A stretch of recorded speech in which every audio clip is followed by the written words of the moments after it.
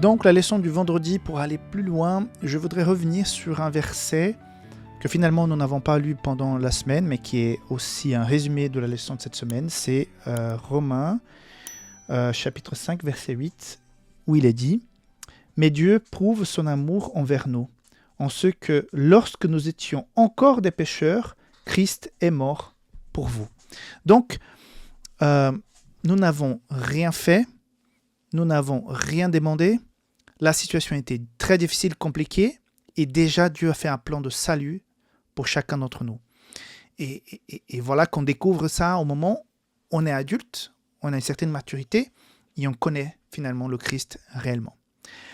Alors, ça génère de la joie dans le cœur de Jésus, de l'allégresse, ça nous donne aussi de la valeur, on comprend que nous sommes très importants, c'est tout ça que nous avons vu cette semaine, mais à partir de ce moment où il y a cette rencontre, qu'est-ce que se passe après? Une fois qu'il y a eu cette petite foi qui a pu vraiment rétablir la communion, le contact avec le Christ, quelle est la suite?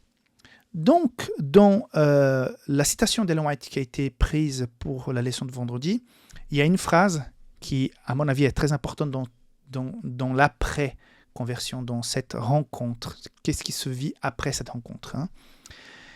Au milieu de la citation, à la fin du deuxième paragraphe, il est dit « Il sauve les hommes, non pas dans le péché. » Il ne faut pas confondre cette grâce, cet amour, comme en disant « Écoute, peu importe, le plus important c'est qu'on soit copains, tout ce que tu fais, ne me regarde pas. » Non, ce n'est pas de tout ça. Ça, c'est un peu la miséricorde bon marché des êtres humains.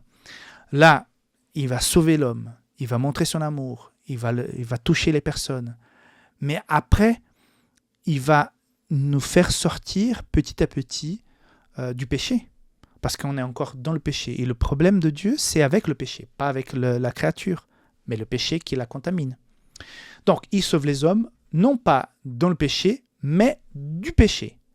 Et ceux qui l'aiment montreront leur amour par l'obéissance. Donc, imagine qu'il y a deux personnes qui s'aiment beaucoup, l'homme, la femme, ils décident de finalement se marier, mais au moment du mariage, le mari va dire à la femme, toujours je fais cet exemple de façon négative vis-à-vis de l'homme, hein. L'homme va dire à la femme, écoute, je t'aime, tu es vraiment superbe, tu es jolie, je suis content avec toi, mais sache que dans ma façon de vivre, je ne peux pas être d'une seule femme, je serai régulièrement avec toi, tu seras ma principale femme, mais de temps en temps, je vais avoir d'autres femmes à droite et à gauche, et puis c'est comme ça, il faut que tu me comprennes, c'est un besoin que j'ai été éduqué comme ça, c'est ma culture, genre, voilà, plein de choses. Tu vas dire quoi? Tu me dis non, ça n'a pas de sens. Si tu as tous ces sentiments-là, toute cette joie, tu dis de belles phrases et tout, mais à la fin, tu m'es infidèle, la femme va dire non. Même si elle est... Normalement, hein, la femme va dire non, ça va pas, mais ça va pas du tout. C'est pas comme ça. L'infidélité ne fait pas partie d'une relation de famille normale.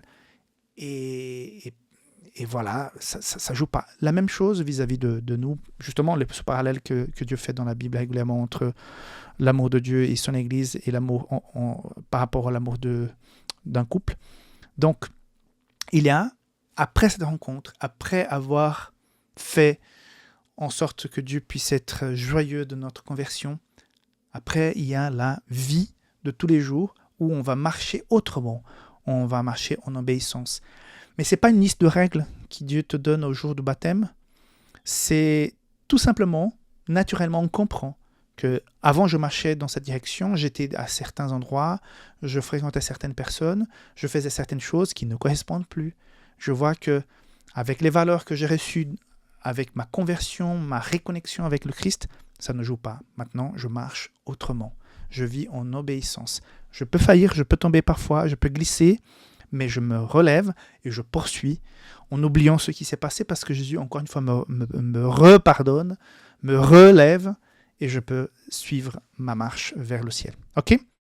Merci beaucoup les amis. N'oubliez pas de mettre des commentaires si tu as des réflexions en bas, d'envoyer des amis, de s'abonner à la chaîne.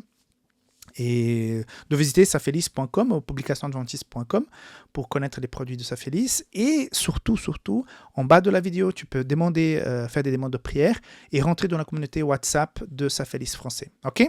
Que Dieu te bénisse, que tu puisses avoir un très très bon sabbat avec la famille et les amis à l'église. Et on se voit la semaine prochaine pour la 4e leçon. Bye bye!